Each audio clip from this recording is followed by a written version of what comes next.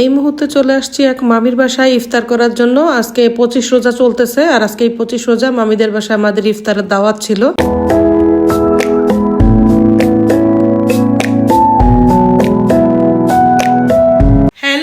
আসসালামু আলাইকুম, সবাই কেমন আছেন? আশা করি সবাই খুব ভালো আছেন। আমি আল্লাহর রহমতে আপনাদের দয়ায় খুবই ভালো আছি।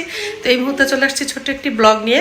আজকে তো আমাদের 25 রোজা কমপ্লিট হবে, আর আজকে এই 25 রোজায় আমরা একটা ইফতারের দাওয়াত পেয়েছি।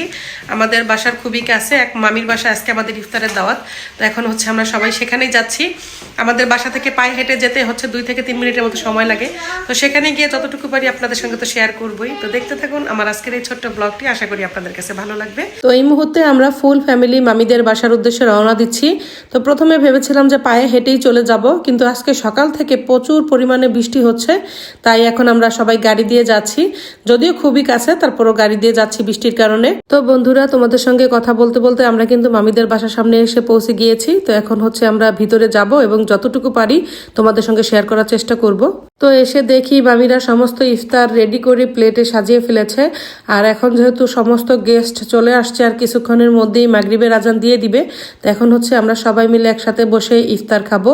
আর এইদিকে আছে কিছু পেঁয়াজু আর মুড়ি মাখা খাওয়ার জন্য এখানে টমেটো, পেঁয়াজ, ধনিয়া পাতা, কাঁচামরিচ কুচি করে নিয়েছে। আর ইফতারের পরে যেহেতু সবাই বিরিয়ানি খাবে, তার জন্য শসা কেটে নিয়েছে, লেবু কেটে নিয়েছে, আর সালাদ বানিয়েছে। আর এইদিকে মামা একটা বলের ভিতরে ইফতারে খাওয়ার জন্য মাঠা বানিয়ে নিচ্ছে। তো সারাদিন পর ইফতারের সমস্ত খাবারের পাশাপাশি যদি এক গ্লাস মাঠা থাকে, তাহলে তো ক্লান্তিটা এমনিতেই দূর হয়ে যায়। আর তাছাড়া মাঠা কিন্তু আমার খুবই পছন্দ। তো এখন মাঠাটা তৈরি করার পরে গ্লাসে ঢেলে নেওয়া হবে। এই তো মাঠা বানানো কমপ্লিট হয়ে গেল। এখন এগুলো গ্লাসে ঢেলে নেওয়া হচ্ছে। কিছুক্ষণের মধ্যে তো আর আজান দিবে, তাই এখন সবাইকে এগুলো পরিবেশন করা হবে।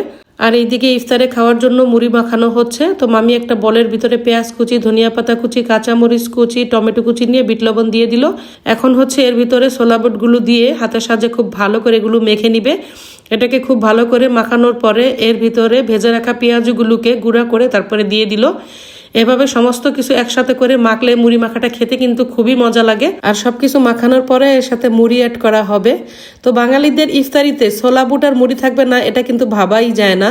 তো এই মুহূর্তে সমস্ত গেস্ট চলে আসছে এবং তারা সবাই প্লেটে ইফতার নিয়ে বসে পড়েছে। কিছুক্ষণের মধ্যেই মাগরিবের আজান দিবে, আর সবাই আমরা একসাথে ইফতার খাওয়া শুরু করব। তো মামিদের এই দাওয়াতের উসিলায় আজকে অনেক দিন পর সবার সাথে দেখা হলো। আর আজকে তো আমাদের 25 রোজা কমপ্লিট হবে, আর আজকে এই 25 রোজা সবাই মিলে একসাথে মামিদের বাসায় ইফতার করতেছি, এটাই খুব ভালো লাগছে। তো এই মুহূর্তে মামি সবার জন্য প্লেটে বিরিয়ানি বেড়ে নিচ্ছে। তো আমরা সবাই তো একসাথে বসে ইফতার খেলাম, মাগরিবের নামাজ পড়লাম। এখন বিরিয়ানি খাবো।